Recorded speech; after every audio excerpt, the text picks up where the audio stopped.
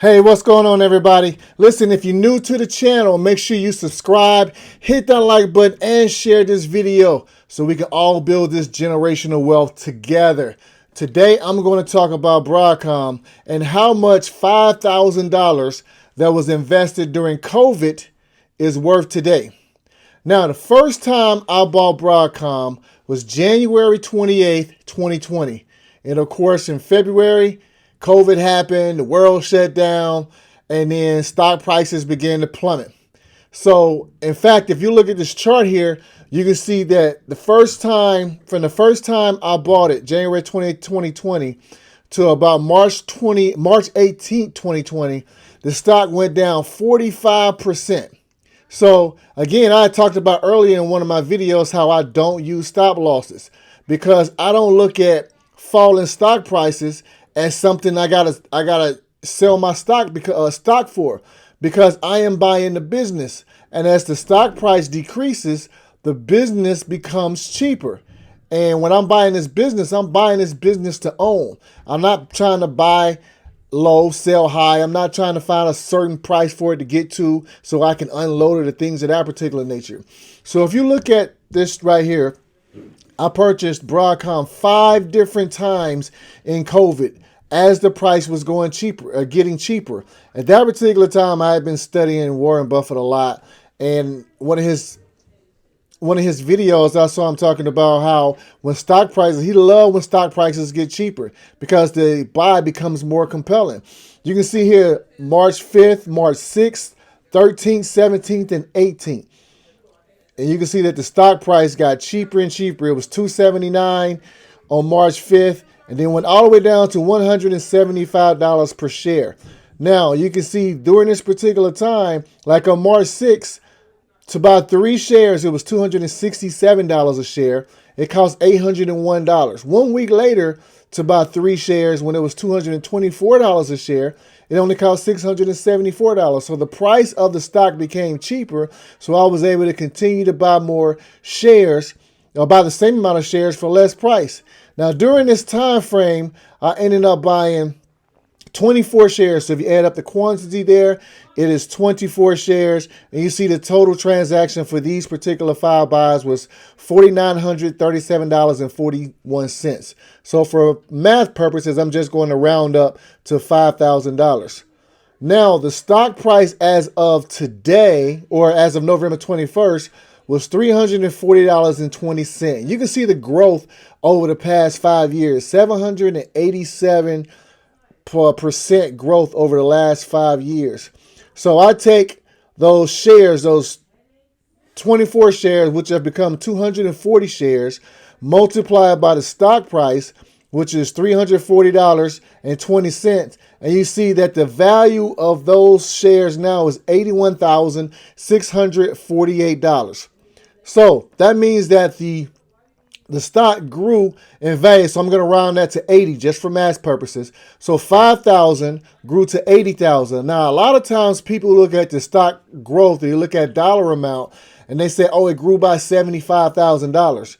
But with compounding, you have to look at the rate that it doubles.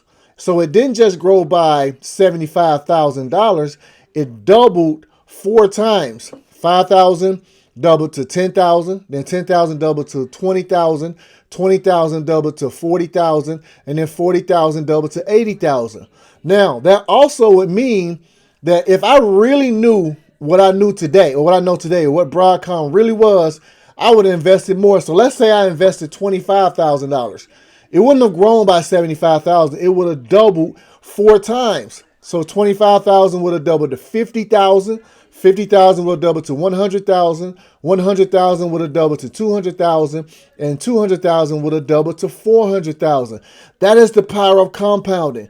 That is why I say the single greatest number you should know in terms of your investment portfolio is what is your compound annual growth rate, whether you're doing it yourself or you're paying somebody to do it for you. You have to know what your compound annual growth rate is, because from there you can determine how much money you're going to have in 10 years and 15 years and 20 years. Now that can change and fluctuate, but you can see how your money is growing. So that can tell you how fast your money is doubling. Because if it's doubling at a high rate or compounding at a high rate, the bigger it gets, the faster it's going to grow. So your money begins to compound at the same rate, but the dollar amount tends to grow a lot faster. And I don't buy low, sell high. I didn't buy Broadcom the first time I bought it, it was $313 a share. Of course, it did a 10-for-1 stock split. So that 313 is the equivalent, if you divide it by 10, of $31. So the same thing that happens, that's why the 24 shares became 240 shares. So I didn't buy Broadcom for it to get to some magical price and then turn around and sell it. In fact, the price went all the way up to roughly around $1,300 before it did the stock split. So if I was trying to buy low, sell high, what would have been high? $200, $400, $600, $800. Now it is $300 again. Is that high or is that low? I bought the business because it is a fantastic business that is run by a terrific CEO by the name of Hock Tan. Now, Hock Tan has been the CEO of Broadcom, or before it merged, since 2006. Since January 2010, Broadcom has a compound annual growth rate of over 41% per year for 15 years. When a company that's compounded that much, it makes no sense mathematically or financially to say, oh, I need to sell it. I need to take some profit. I need to move money over here. For what? You're benefiting from a great company that's run by great management that is compounding and growing and growing and growing over time. I bought this business. I plan on owning this business forever. So that's the beauty of buying publicly traded companies.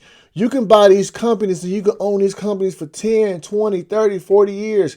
Of course, no broker is going to tell you that. They can't make money off a person who just buys and holds stock or buys and holds a piece of a business.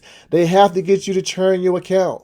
So my philosophy stands: buy great businesses. As long as they present themselves to be great businesses, each company has to do their release their earnings every quarter.